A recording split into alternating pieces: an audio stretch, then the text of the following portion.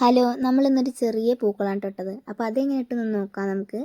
അപ്പോൾ കാശിത്തുമ്പയൊക്കെ ടെറസിൻ്റെ മുകളിലുള്ളതൊക്കെ പോയി പൊട്ടിച്ച് കൊണ്ടുവന്നിട്ടുണ്ട്. അതുപോലെ തന്നെ നമുക്കിന്ന് ചെമ്പരത്തി കുറച്ച് കുറവായിരുന്നു.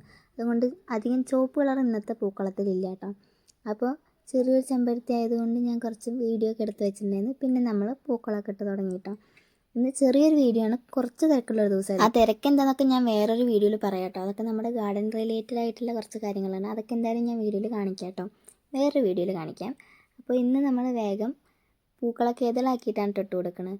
അല്ലാതെ കൂടുതൽ ഡിസൈൻ ആക്കാനൊന്നും ഞാൻ നോക്കിയിട്ടുണ്ടായിരുന്നില്ല. അതുപോലെ തന്നെ ഞാൻ അപ്പോൾ വേണ്ട പൂക്കൾ ആവശ്യമുള്ളപ്പോൾ പോയി പൊട്ടിച്ചിട്ടാണ് ഇന്നത്തെ പൂക്കളായിട്ടത് കേട്ടോ. ഇന്നലെ തന്നെ ഞാൻ ഒരുപാട് പൂക്കൾ പൊട്ടിച്ചിട്ട് കുറച്ച് പൂക്കളൊക്കെ കളയേണ്ടി വന്നു. അതെനിക്ക് കുറച്ച് വിഷമമൊക്കെ ഉണ്ടായിരുന്നു. എന്നാലും കുഴപ്പമില്ല, വേണ്ടിയിട്ട് ഞാൻ ആവശ്യമുള്ള പൂക്കൾ അപ്പോൾ പോയി പൊട്ടിച്ച് കൊണ്ടുവന്നിട്ടാണ് പൂക്കളൊക്കെ ഇടുന്നുണ്ടായിരുന്നത് കേട്ടോ.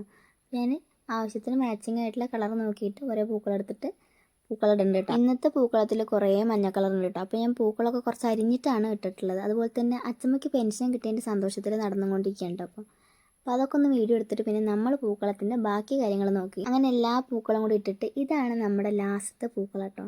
അപ്പോൾ ഒരു പൂ പോലും ഇന്ന് ഞാൻ വേസ്റ്റ് ആക്കിയില്ല കേട്ടോ. അതിൻ്റെ സന്തോഷത്തിലാണ്. അത് ഞാൻ വേസ്റ്റ് ഇട്ടപ്പോഴേക്കും നമ്മുടെ അമ്പലക്കുളത്തിൻ്റെ മേലെ കൂടെ ഒക്കെ വീണിട്ടുണ്ടായിരുന്നു. അന്നേരം കുഴപ്പമില്ല.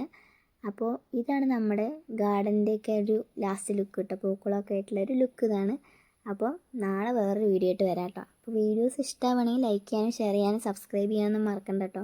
അതുപോലെ തന്നെ നമ്മൾ അത്തം തുടങ്ങിയിട്ട് കുറേ വീഡിയോസ് ഇട്ടിട്ടുണ്ട്. അതൊക്കെ ഒന്ന് കണ്ടു നോക്കാൻ പറ്റിച്ചൊന്ന് കണ്ടു നോക്കണേ.